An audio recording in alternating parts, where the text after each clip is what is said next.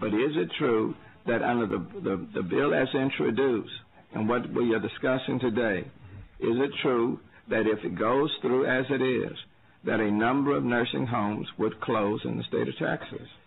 I'm unaware of any business model that runs on a relatively small margin that could accept a 37% reduction in 1 year and continue to operate. Okay, I understand, and that's a very diplomatic answer. Yeah. Okay, we've talked about closing some what you call it, state-supported. What's the language we used a few minutes ago? Yeah, we talked about closing one of those, or possibly two, and the minimum savings, or the $10 million savings that might be achieved. But now I'm talking about nursing homes, and you have the agency, correct? Yes. You're working with them on a day-to-day basis. Yes.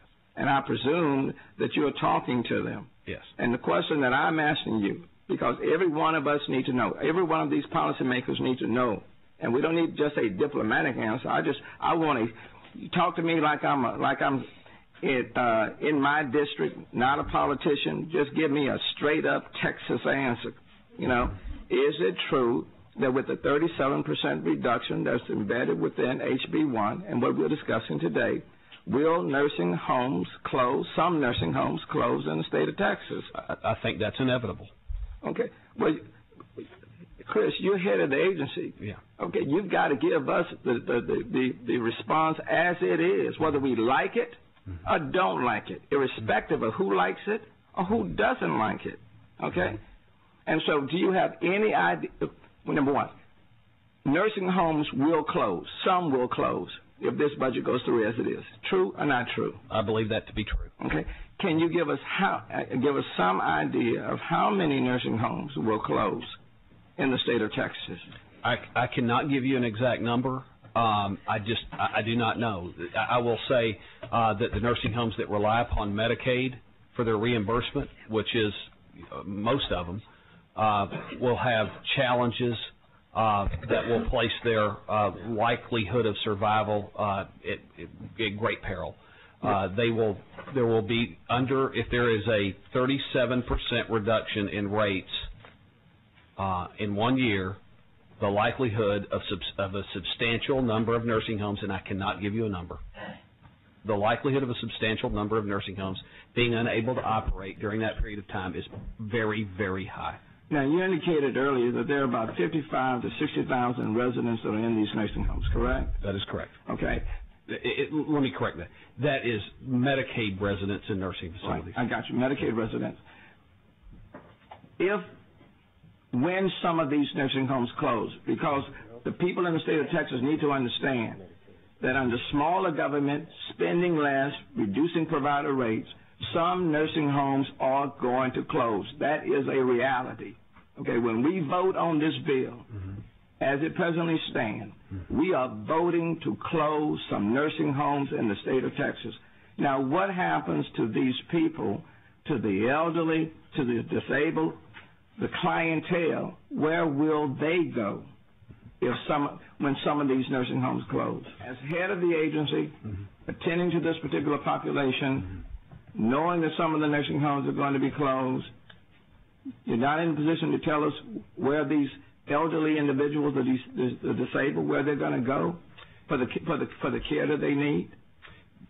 Given the fact that every individual receiving nursing facility care and Medicaid has to meet that medical necessity for skilled nursing, I cannot tell you where those individuals would receive their assistance. Okay, so what happens to them? Okay, let me go. Another thing in this article, it says that with respect to Houston Galveston, let me just bring it closer to home, that 65 out of the 76 facilities would close, and more than 7,000 elderly will lose care. Is any reason for us to doubt that statement is true? That if this budget as it's presented goes through, that is what will happen in the Houston Galveston area? I assume they talked to those 71 nursing facilities, and that's the response they get, that 65 of those would close. That's what the nursing facilities themselves said. So I think you could take them at their word if you wish. And to place this into some perspective, is it a true statement nationally, when you compare Texas to the national ranking, that in this area in terms of Medicaid reimbursement rates, that we are 49th out of 50? I think that's an apples to oranges comparison. Okay, then give me an apples to apples. Where are we? We're roughly we're probably close to the middle of the pack. When you look at reimbursements, you have to look at percent of cost reimbursed. Texas reimburses a percent of cost. For example, labor cost, facility cost in the Northeast are much higher than they are in Texas. Consequently, their rates are higher. So it is somewhat of an apples and oranges comparison if you were to look at Texas costs and reimbursement versus a state that has much higher fixed costs as well as labor costs. Okay. Where are we going to be after if this budget passes?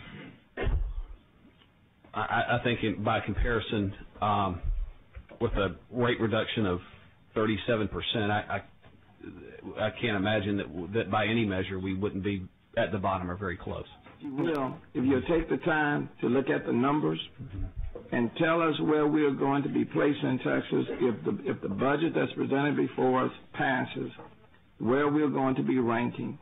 And then I would ask you to give us some idea of the impact that this budget will have on the elderly and disabled if they are kicked out of the nursing homes closed, they can't stay there, and where they will get the care that they need, and to the extent they can't get it, whether or not we are going to be seriously impacting their medical or health condition, because I think we have to take responsibility for the actions that we do. We asked everybody else to take responsibility.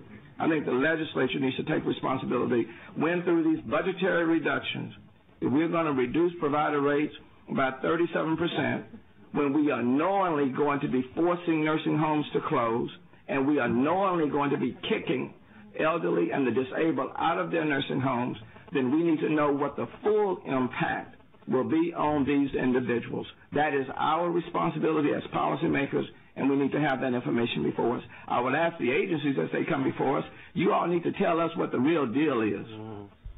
Okay? Y'all need to tell us what the real deal is, and not try to gloss over it, and not try to give us something that doesn't sound draconian, because if it's draconian, it's draconian.